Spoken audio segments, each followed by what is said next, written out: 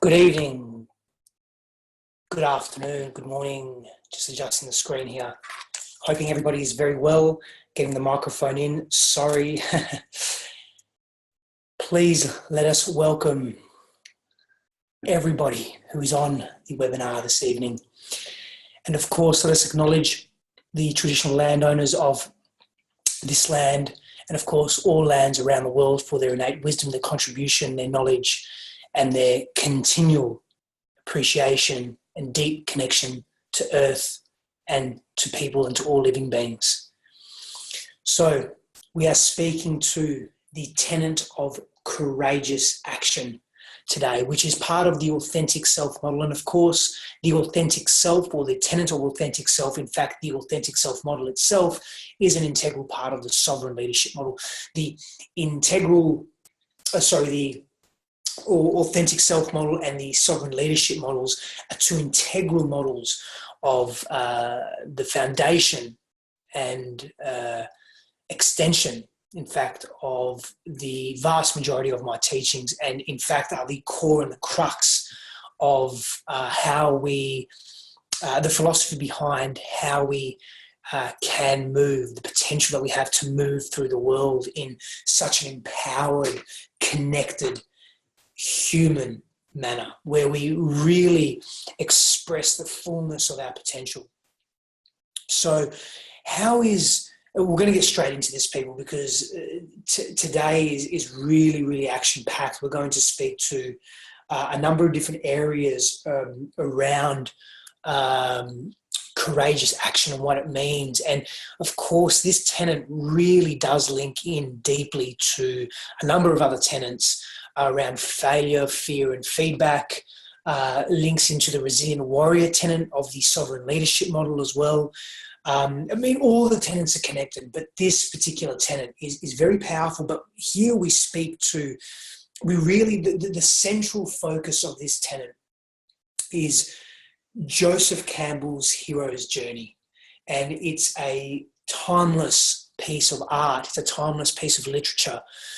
And we'll go into that in some detail very shortly. We'll also speak to the benefits of taking courageous action and what that actually means. And of course, we'll speak to how do we cultivate courageous action and all the elements that plug into being courageous, taking steps towards being courageous, but living in courage and what that actually means. So we can't, of course, speak to courage without speaking to fear. Now, we covered a great deal of fear, failure, feedback, a great deal of fear in that tenet. Now, the interesting part is that fear is actually required, and we're going to unpack this. We're going to understand what this means and how fear can serve us in context to courage, and how fear can serve us in assisting us in understanding greater the value of courage, but also how to move through courage and to use fear as our friend, not our foe, and to use it as leverage to actually catapult us into spending time being courageous. Now, I really appreciate and value and love that notion of being courageous. What does it mean to be courageous? We're going to understand that. Now, we're also going to move into, we're going to speak to identifying the difference between authentic, grounded courage and culturally conditioned or culturally imposed, and at times culturally distorted courage. So let's just immediately speak to that difference. When we're speaking to authentic courage, we're speaking to a courage that comes from the self. We're speaking to a courage that, again, is grounded in action, but it's also grounded in posturing. It's grounded in our ability to be, our belief systems, our ideologies, our thoughts around certain aspects of life or areas of life. Now, an authentic, grounded courage resides in the realm of selfish selflessness, where we take action and we move in a particular way to benefit, of course, our path, sincerely to evolve and expand ourselves, evolve our path, or evolve our soul's journey and expand. There's an expansion of mindset that comes into play, and a very careful, deep evaluation of self, as opposed to a culturally imposed, or again, at times, culturally distorted courage.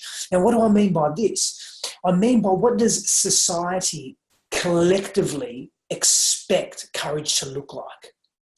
what does it allow courage to look like? And there are times when courage, from a collectivist perspective, isn't necessarily in great alignment with who we need to be and who we truly are. So we must consider that. Now, every culture has a different identification with courage and a different understanding of courage and a different expression of courage to some degree. But as we'll find very shortly through Joseph Campbell's mythical, symbolic understanding, he was a cross-cultural mythologist, by the way, an American philosopher and poet, and cross-cultural analysis,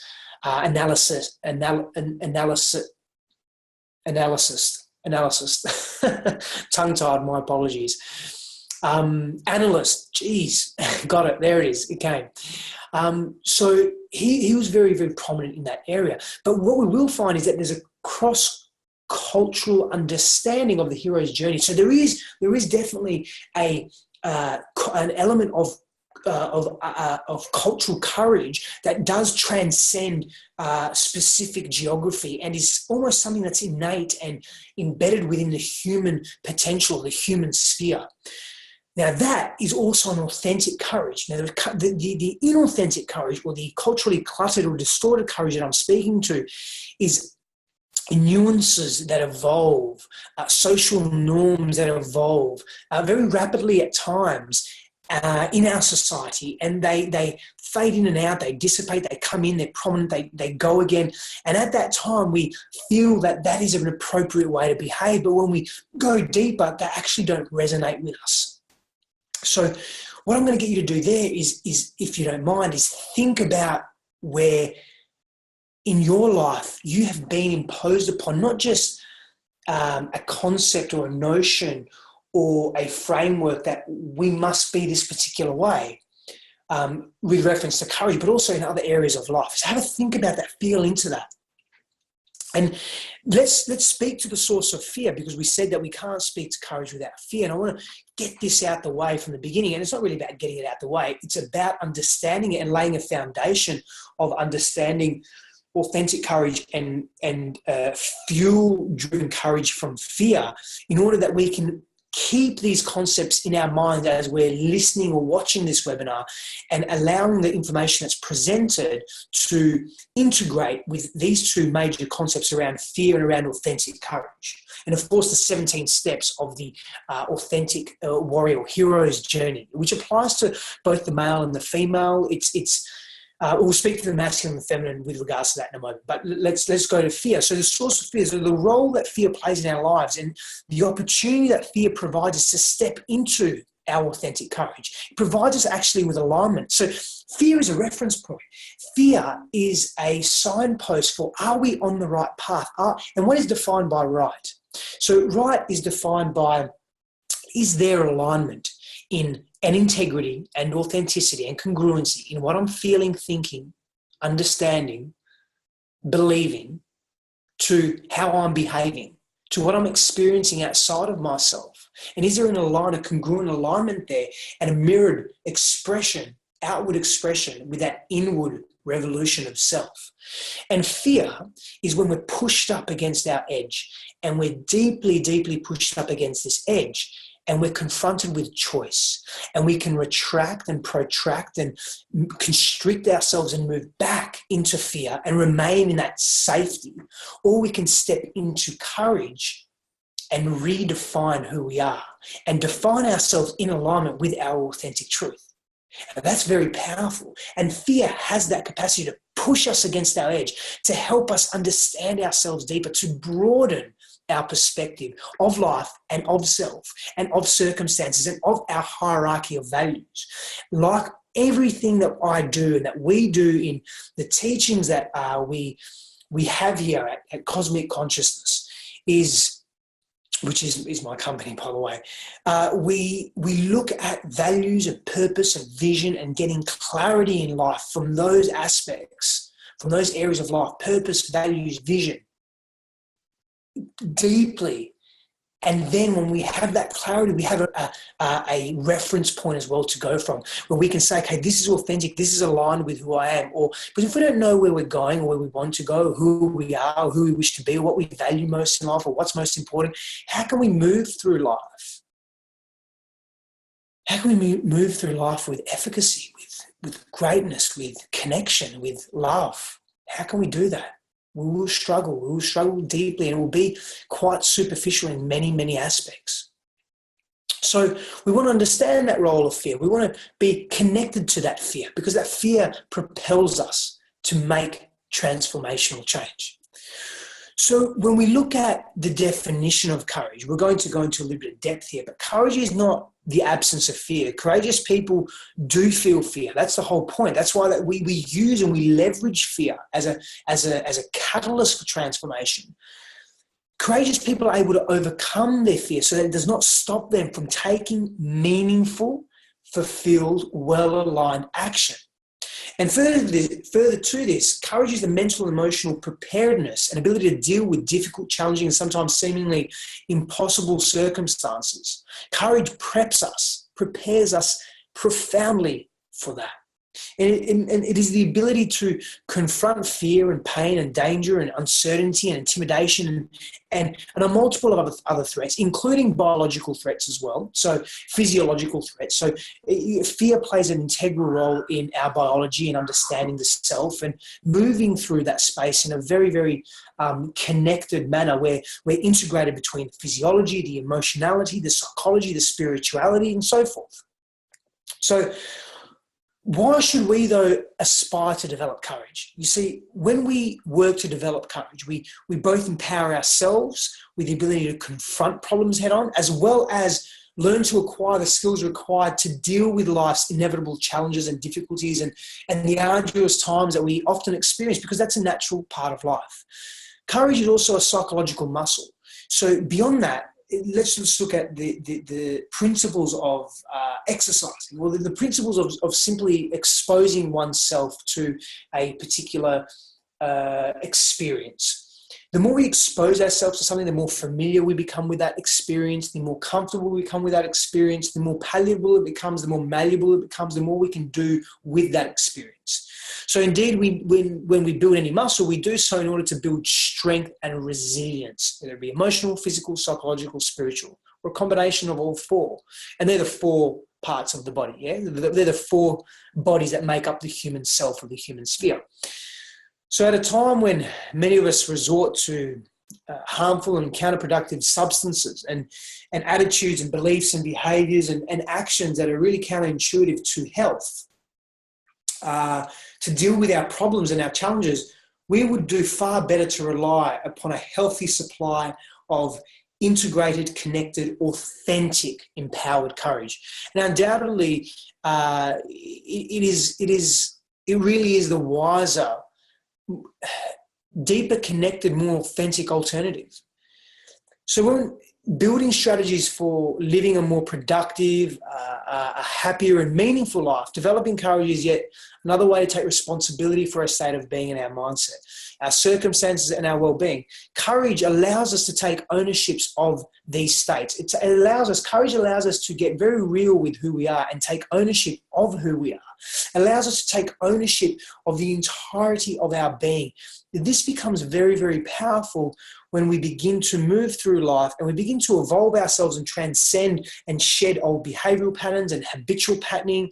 And even when we begin to shed relationships that don't serve us anymore, because courage takes form in so many different ways. Courage takes form in a multitude of ways. It truly does. Courage is something that has the capacity to totally transform and transmute the entirety of our being and the way we look at the world. Because I'm going to be quiet because we're going to go through that. I'm not be quiet, but I'm going to save that for a little bit. I'm going to mention it now a little bit. Okay. So courage allows us to absorb all the information that is in our environment, not all, but so much more information. And when we come from fear and constriction, we allow fear to control us. So I want to make mention of that. And I'm going to make mention of that again later when we speak to benefits of courage and cultivating courage. So how do courageous people manage their courage? Effectively, it's exposure, it's familiarity, it's comfort. The courageous people have trained themselves to manage their emotional response to fear, so they manage it rather than it managing them. They come from a place of response as opposed to a place of reaction, which is very much fear-based, which is very much reptilian brain-based, our complex brain-based. Now, there's nothing wrong with that when we need to experience fear because we are being physiologically threatened, biologically threatened. We'll speak to this a little bit later again. But courageous people effectively and essentially stand up for things that threaten them or things or people that they care about. They take action in a way that is consistent with their values. And this is very important. It's that alignment of values, knowing one's hierarchy of values, knowing one's self deeply. Sometimes, however, the action required is not necessarily loud, but quiet and thoughtful. And this is where that response mechanism comes in. This is where courage and being brave is not about blindly rushing in, but thinking about and then doing it anyway if it's necessary. Thinking, feeling, being creative, being logical, being reason-based, creating a space to breathe, creating a space for the space to simply occur, to analyze, evolve, understand what is happening in that situation. The other view that's often taken of courage is that it requires the taking of genuine risk, but without thought. This is not true. This courage can be very well thought out. Again, in biological or physiological threatening circumstances, we don't require thought. We require physiological prowess and supremacy. And the R complex brain, the reptilian brain, takes care of that very easily. But in our culturally evolved complex societies, courage takes forms in many different ways. It's not just about saving one's life. Courage is about engaging in activity that scares us, that challenges us, that we fear, that we don't understand. Embracing what we don't understand is courageous. Having a conversation that is confronting, that's courageous. Leaping into an area that is unknown, that's courageous. Going against one's own personal norms, that's courageous. Living one's truth in a society that is so judgmental and critical, that's courageous. And I'm generalizing again, not all of society is judgmental and critical. Many factions of our society, however, are, for many complex reasons that have been compounded and developed over thousands of years. Whiteness being a psychosocial construct and concept that does contribute to that. But I won't go into that because I will get on a tangent. But something that you can look up as well, that you can research yourself, is the issue of whiteness in our society and how that affects how we move, all of us, how we move through society, all races, all creeds, all people. It's a very interesting concept. I'm thinking in my mind as I'm speaking whether I should make lengthen reference to it, but I won't because I want to stay on track with courage. It's a truly important topic for self-transformation and living a full life, living an open life. You see, courage lends itself to openness. Courage lends itself to being in a state that receives as much information from one's environment as possible. Whereas living in fear and coming from fear, so acting from fear, from perpetual fear, that leads us to closed states of being. When we experience closed states of being, what happens is we restrict ourselves, just adjusting the microphone, we restrict ourselves from experiencing the wonder and the fullness of life because we retract. And when we retract, we deprive our senses of what is actually occurring in our environment. We're only searching for, attracted to, focused on danger. We're only focused on what are we scared of? What are we fearful of? And the more that we are fearful of something, an experience, a set of circumstances, a situation, a person, a relationship, a confrontation, whatever it may be, the more of that comes into our lives, the more we draw that into our lives. And how sad is that? How sad is that we lose who we become? We lose the true nature and essence and authentic power of who we are. That's sad. So let's speak to now. Let's move to the hero and courage, and let's examine the 17 steps of the hero's journey. There's a strong, powerful correlation to living in this truth. To every step is about courage in this hero's journey from Joseph Campbell, which who I've mentioned, and I've made reference to being one of the great minds of this century and last century. Apologies. One of the great contributors to social thinking. It's brilliant, beautiful, very, very empowering, very, very empowering. So there's something universal about the hero archetype, and we all have an inner hero, and we're all on a journey through life that in many ways parallels the journey of the hero. You know, media, Hollywood, our stories, they base their stories, so many of their stories, on the hero archetype, because it resonates something true and deep to the human spirit, which integrates and has a profound, tremendous amount of courage underpinning all of that. So I believe that this is why the hero factors into so many of our movies, musics and books. But for some, the archetype really, truly holds a special significance, especially those that are passing through immense personal challenge. And you could perhaps relate to this in a more personal way than others, because you're perhaps going through this journey right now. And this could mean that you can call the hero archetype one of your personal archetypes. And that is very, very interesting. So let's look at the 17 steps of the hero's journey. It begins with the first section of departure. It's the call to adventure. And the call to adventure signals a change in the person's life. It signals an opportunity to grow, to expand, to transform. But there's a fear there. And courage is required. That is for sure. Many calls are given in life when we're pushed against our edge, when we're challenged. We have choices. Do we transform? Do we explore this potential new state of being, or do we remain in silence? Do we remain in comfort, in safety? That's the first step, the call to adventure. When we're prompted, when we're pushed, when we're prodded to transform. The second step is the refusal of the call.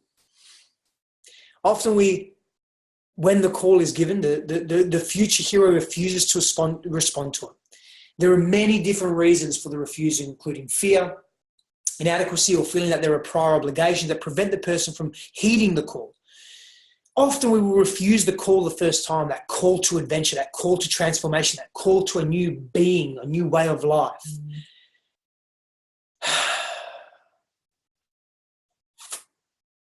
And fear, and that feeling of inadequacy, that feeling of not being able to, of not being enough, of not being powerful enough, not being empowered enough, not having the right skills. It prevents us from taking action and living openly and truthfully and connectedly. And it's sad. But the call comes. Let us continue. 3, supernatural aid. Eventually, the hero begins the journey. Now, once the hero has committed to the quest, consciously or unconsciously, his or her guide or supernatural helper appears or becomes known. Now, what do we mean by this? This can be interpreted in many different ways. For many, it's very literal. It's the vision of a spirit, the vision of an archangel, the vision of God, or a depiction of God, the vision of universal truth and divinity. For others, it's a guide that comes in the form of symbolism in our environment, whether it be a person, whether it be an event, whether it be a series of people. But once we commit to that journey, once we realize that this pleasure the pleasure of transformation outweighs the pain of remaining in this current state, which does not serve us, because we're clear that it doesn't serve us. Because when we get that clarity that it doesn't serve us anymore, the situations or the circumstances, this edge that we're pushing up against does not serve us anymore, then we get really fucking real with ourselves and we make that commitment to transformation. We make that commitment to being different. Number 4, the crossing of the first threshold. Now, so far, can you see where there's so much courage required, so much moving and going deep into self, to understand self, to connect to self, to feel the feelings that self maintains and holds? So much courage required, so much movement outside of what's comfortable for us, outside of that proverbial comfort zone. But number 4 is the crossing of the first threshold. This is the point where the person actually crosses into the unknown. They take that, they physically experience this, which is, of course, a perceived to be dangerous realm, perhaps physically, perhaps metaphysically or metaphorically, emotionally, spiritually, psycho-emotionally, psychologically. This is where the person enters the unfamiliar and embraces, well, they must embrace the unfamiliar to some degree, because if they don't, they will be chewed up and spat out. Courage, is necessary here. Maintaining courage is absolutely crucial here. The belly of the whale is number 5, as Joseph Campbell calls it. The belly of the whale is sometimes referred to as the person's lowest point or the most fearful, darkest hour. Some call it the dark night of the soul as well. Another research point for you. The dark night of the soul can be experienced in many different ways over one's life throughout different periods. Generally, the age 27 to 32 is a prominent dark night of the soul for so many of us. But interesting. Please research if that resonates with you. But the belly of the whale represents the transitioning point between the old self and the new self. And that's what the dark night of the soul is as well. And by entering this stage, the person shows their willingness to undergo a metamorphosis, a transmutation, and they are willing to die to him or herself. They are willing to shed the old. That's what I tell people. They say, what do you do? I say, I help people die. I help people relinquish the old self, strip back, shed, get rid of, shift those layers, recreate a new version, a new empowered, aligned version of self, that authentic self that has been trapped in there for so long. The belly of the whale is that spiritual death that takes place within the individual.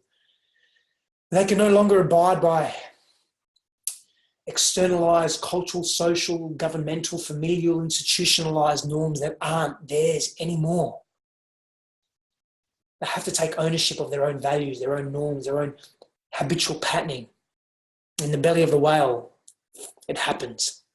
It's that commitment to relinquishing the old for the purity of the new, the authentic nature of the new. We then move to the next stage of initiation. And we begin the 6th stage, or the 6th step rather, because we were in the 2nd stage, which is initiation. And we're moving now into the 6th step, the road of trials. Now, after this dark transition period, this darkness, this very painful experience begins the road of trials. So we've expressed so much courage at this point. Can you feel, can you see, can you relate to your own life? How much courage is being expressed just at this point? And we're only up to step 6 of 17. But here at the road of trials, we are tested, we are tasked, we are dealt tremendous ordeals that we must undergo in order to begin the deeper transformation of self. Now here the person frequently fails one or more of these tests that are generally and usually self-imposed, yeah? Of course they are. It's what we attract and bring into our lives. It's what we need at that time. Now, these tests often occur in sets of 3. You perhaps heard that old saying, bad things happen in 3s. Yeah? Or it's linked and connected to ancient doctrine or ancient rhetoric around the hero's journey in particular, the mythology around that. But here in this dark transition period, we set ourselves transformational tasks, testing, to strengthen our resolve, to strengthen our soul, to strengthen our capacity to express, to be, to become, to build resilience, to prepare us with so much that is occurring. Now here, let's speak to the feminine in step 7, the meeting with the goddess. The meeting with the goddess represents the sacred marriage or union of the opposites. We'll sit with that for a moment. Now, this may take place when the person begins to see him or herself in a non-dualistic, non-polarized, unified manner. Meeting the goddess also means finding and connecting to the person that the hero loves completely and unconditionally. The goddess symbolizes unconditional love and self-unification. Now, this can also be interpreted as the self. The goddess symbolizes unconditional love and self-unification. And for me, because I take a very powerful posture of believing in the sovereign leader, I believe this begins with the self. It's not external to ourselves. It begins with the self first, then becomes extended, expressed externally. Step number 8, woman as the temptress. Now, this step is about those temptations that may lead the hero to abandon or stray from or deviate from his or her quest, from their hero's path, from their courageous journey. Now, it does not necessarily have to be represented by a woman, of course, but woman is a metaphor for the physical or material temptations of life, since the hero knight was often tempted by lust from his spiritual journey. So it's purely symbolic. Let's understand that. Let's understand that it's a link to thousands of years of rhetoric and doctrine and mythology, and it's simply symbolic. It does not place the female or the feminine as something bad. In fact, being tempted is something very positive and productive because it allows us to then act and step into courage. It provides us with an opportunity to make a choice about who do we wish to be in this very moment. And for me, that is of great value. The woman, the female as the temptress, is a beautiful exposition of the self, of understanding self in relation to challenge, temptation, being placed off our path, because we're going to experience and attract and create those situations in our lives to strengthen our resolve and strengthen our courage and strengthen our focus in becoming the grandest version of self, for self, and of course for others. Step number 9, atonement with the Father. So in this step, the person must confront whatever holds the ultimate power in his or her life. The father figure, who in many myths has life and death power, represents this. This is the center point of the journey. Everything previous has led up to it, and everything that will come flows out of it. For the transmutation to take place, this is very important to understand, the hero must be killed. We must go through that spiritual death. We must go through that psycho-emotional death. We must discard of our previous belief systems that have defined us. This transformation to take place, the hero must be killed by the father figure or thing that has the most power over their life. This allows for rebirth. This is what the Buddha went through effectively. Essentially, this is what the Buddha went through. So we move now towards step number 10. And step number 10 is interesting. Apotheosis. And apotheosis means to be elevated to divine status. This is the period of peace that follows the transformation and the transmutation and the death process. It's an opportunity to reflect. It's an opportunity to engage. It's an opportunity to settle. It's an opportunity to understand. It's an opportunity to be the grandest version of self and relish in the challenging, courageous work that we've done to break through that fear that we have made, that we have moved through, and the courage that's taken place that we've created for ourselves. The apotheosis allows us to move in that space. We move now to step 11, and this is called or known as the ultimate boon. Now, the ultimate boon is the achievement of the goal of the quest. All of the previous steps serve to prepare and purify us for this step. Since in many myths, the ultimate boon is something transcendent like the elixir of life or the golden fleece of immortality or the holy grail. The ultimate boon is the achievement of the goal of when we first set out to challenge ourselves, when we first had that call to adventure, where we felt we needed transmutation and deep change and transformation to occur in our life. That is what the ultimate boon is. We next move to the final phase of the final stage of 3 stages, 17 steps, the final stage of the hero's quest or the courageous hero's journey. And we move to step number 12, and this is the refusal of the return, where the hero does not want to leave the apparent bliss of the apotheosis and resist the call to return.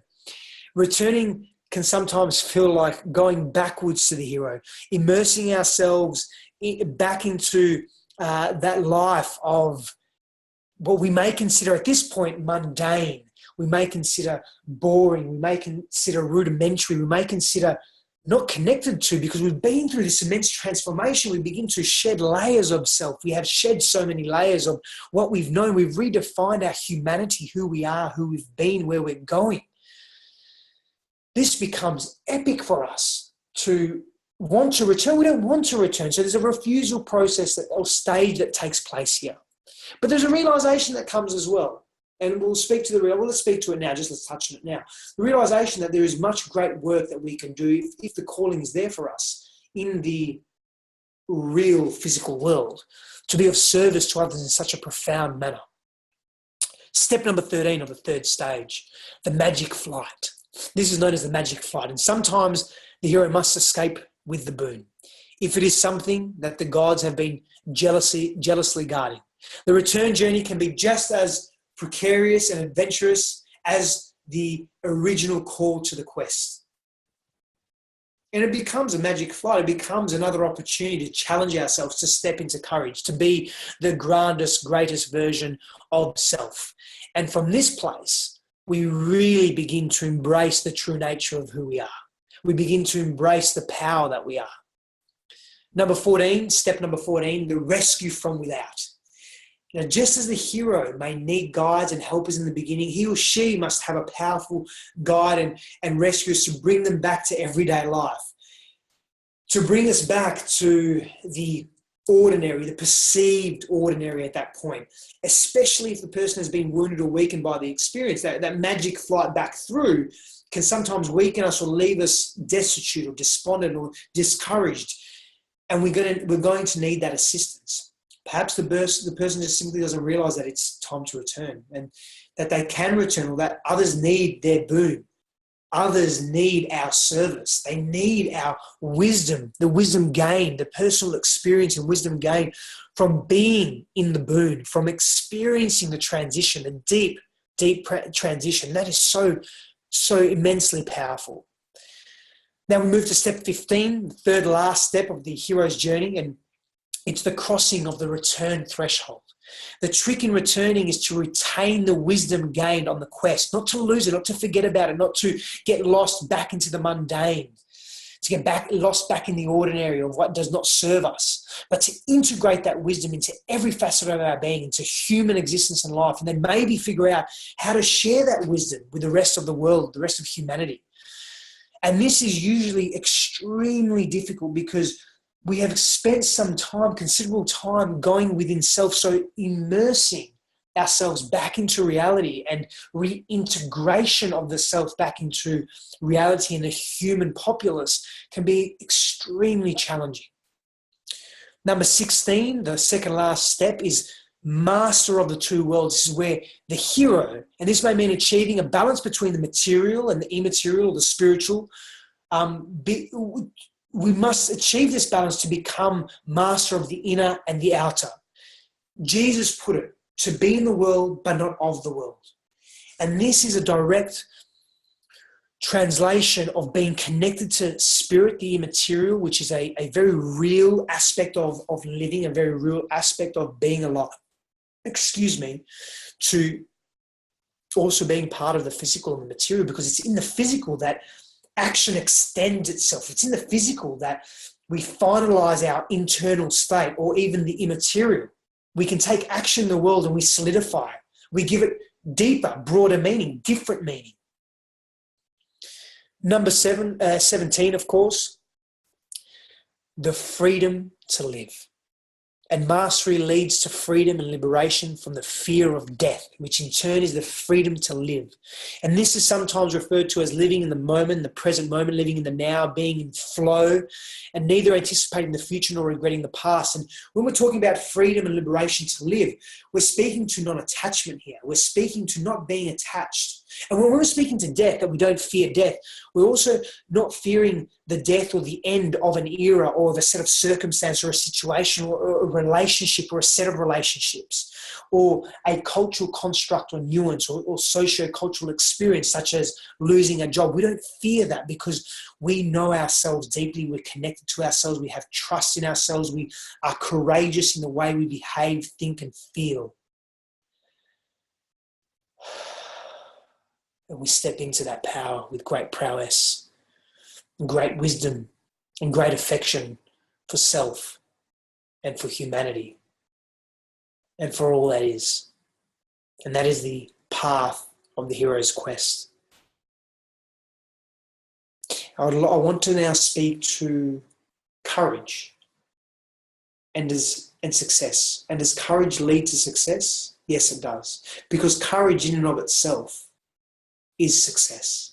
And success is not just simply defined by outcome, but success is defined also by process, by immersion, by taking that first leap, which requires courage. Success and courage go hand in hand. They're integrated deeply. They're connected. That's powerful. Courage in the sense of acting in a new way that responds to risk appropriately, not overconfidently or in a cowardly way, will help us to accomplish humble acts. I want to go through just some more information around courage now before we get to the benefits and the cultivation of courage.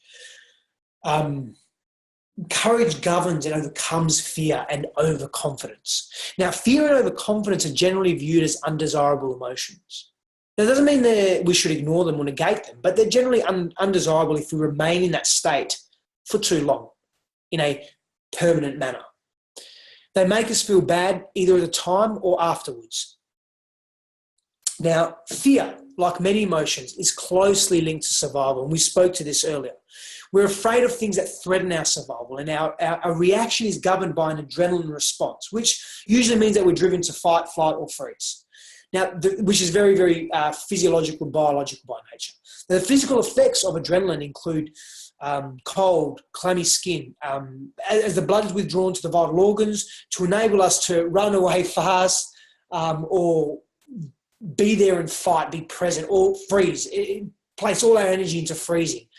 And the sensation of butterflies in the stomach takes place, shivering or trembling, and even chattering teeth. But being afraid tells us when we are concerned that we may not survive something. Now, our emotional response may not always be rational, and this is what I spoke to earlier at the beginning, because it's almost certainly linked to memory, perhaps a past experience or something that we've read somewhere. It can be culturally or socially derived, not necessarily based on the necessity to physiologically survive. So we need to experience this fear to such a deep extent so often. So questions to ask ourselves around this space to bring courage into play include, what am I actually afraid of? Is it the right thing to be afraid of? Should I be afraid of this? Or rationally, should I be less or more afraid? Analysing, understanding those circumstances. Let me tell you something. When we're biologically, physiologically threatened, our body knows. We just know. We don't need to ask questions about it. We will act in accordance with it. You know, sometimes when you think you have to slam on your brakes when you're in the car and you're about to have an accident, you get this adrenaline dump and your body begins to tingle, similar to those physiological responses I just mentioned then. The body's reacting because there's potential danger there and it's preparing itself. The body knows, but sometimes it gets confused when we're in a cultural or relational setting. What harm can this thing or this experience actually do to me or others? What are the things that could happen as a result of my actions or inactions? What is the worst that could happen as a result of my actions or inactions? What are the risks to me and to others? And asking these questions becomes a praxis, and this praxis becomes familiar and comfortable and becomes the norm for us. But courage gives us the strength to evaluate an emotional response, open bracket, fear, close bracket, and act rationally and rightly. Overconfidence is a discouraged state. Confidence, however, is a healthy state. Confidence gives us the power to act on our convictions, have faith in ourselves or in others, and take meaningful, legitimate action. Overconfidence, however, means that we may be too ready to take action and take unnecessary risks. Overconfidence is harder to identify than fear because it's a very positive feeling. Confidence feels good, and so does overconfidence. We don't feel afraid because we have not properly evaluated the risks in our environment and in ourselves. So to help identify and overcome overconfidence, questions to ask ourselves can include, what do I believe I can achieve? What are my perceived limitations? Where's my skill set right now? How will what I do make an actual difference to me and to others? How do I know that my actions will have a meaningful, legitimate effect? And how can I be sure they will not do any harm to anybody? Now, answering these questions rationally and openly and transparently with self, and not with bravado, will help us evaluate whether we are feeling rightly confident or overconfident. And fear and overconfidence are two sides of the same coin. It's very important to understand that. It's important to know whether you tend to suffer from fear or whether you tend to suffer from overconfidence, so you can work on how to overcome these weaknesses and ensure that you act courageously and come from a place of love and openness and truth, and not either be overcome by fears or take unnecessary risks because of overconfidence. And this is just the process of knowing self, of identifying with self, of connecting to self. But this unnecessary risk disrupts our ability to step into authentic courage, and it's very important to understand and know that. So let's go to the benefits of courage, and then let's speak to cultivating courage to round this webinar off. So benefits of courage, let's just land some of these out. Courage presents itself in many ways, and we first must understand that. And I mentioned this earlier. It presents itself in placing ourselves out there for something that interests us. For example, maybe going on a blind date, maybe applying for a job that we don't think we can necessarily get, maybe speaking to someone in a public setting, maybe confronting someone about how they've hurt you, maybe moving all of your stuff and your belongings and your life to another country completely. Maybe starting a family, maybe confronting a fear, maybe jumping out of a plane. Courage scrap that word, cancel that word, resides authentically where fear is present. And courage is the opportunity to transform and step into our bliss, to step into our power. And power coming from a very authentic state of being, a sincere state of being, a place where the power wants to be of service to self and to others simultaneously, not an autocratic power, a controlling power, a coercive power, an illegitimate, insincere power. Acting courageously generally makes us feel good because it involves mastering our emotions. When we act courageously, we are speaking to fear, we're moving through fear, we're recruiting a number of different emotions, confidence, or a number of different faculties as well, cognitive faculties as well. We're recruiting confidence, we're recruiting courage, we're recruiting understanding, we're recruiting faith, we're recruiting all aspects of the self to be able to step through that fear. The very fact that we celebrate courage so much in our society tells us something about courage, and the hero's journey elaborates upon that deeply. There's something innate with courage where it lends itself to transformation and personal and collective growth. Courage takes us out of our comfort zones. When we're in our comfort zones, we at times can become very ignorant and limited in our thinking. Courage removes us out of our comfort zones, places us in the unknown, and it's in the unknown where we can learn and grow and absorb more information, which leads me to my next benefit. It exposes us to new information that we never would have exposed ourselves to if we never put ourselves out there to be courageous, to step into courage. And that may truly deeply benefit our lives. You know, courage can change the entire course of our direction. Think about sliding doors. And if you just took the courage to speak to that person, they may be your husband or wife, and you may have a beautiful family together and share wonderful experiences. But if you don't take that courage, you don't step into that courage to speak to that person and conquer those fears, then what happens? Conquer the apprehensions, move through it, believe in yourself, then you get more of what you do and more of who you are, which is less of your authentic self. Which leads me to courage granting us deeper and broader opportunities in life in general. And there's some of the key benefits of courage. So how do we cultivate courage? How do we get better at being courageous? Well, firstly, we must practice courage. We must practice fear. We must basically do something that scares us every day. Practice. It can be very small, baby steps, small steps, start somewhere. Do something outside of the norm. Even take a different route to work. It may not be fearful or scary, but just do it. Just be different. Be different to how you've been. That's courageous in and of itself. Exposure. Expose yourself to fearful circumstances. To expose yourself to circumstances that rely you to be courageous. I'm not asking you to jump off a bridge or out of a plane with no parachute. That's silly. Unless, of course, you want to end your physical life. It's still silly, but that's another topic of conversation. But small steps. Educate, read, understand. Understand the hero's journey. This webinar is about courage. It's teaching us theoretically, but also providing us with tools, practical, pragmatic tools of how to step into our courage. Know yourself deeply and know your values, know your purpose. The more clarity you can get in alignment with who you are, the more then sincere, authentic courage you can take. And you know that the courage that you're taking in the now, the actions that you're taking in the now are linked and connected to the grandest vision and version of self. Practice speaking your truth. What's in here and in here. Express that as accurately as possible to the world. Give to yourself, give to others. Be of service to your own path, be of service to others. This will cultivate courage because you're, again, living your authentic truth. This is a big one. Practicing vulnerability, practicing being open, speaking, again, it is intrinsically linked to speaking your truth, but perhaps even saying something to a close loved one that you've never shared with anyone. That would require tremendous courage. Owning your darkness, owning your shadow self, the parts of self that society and you reject, hide, push away. Take ownership of that.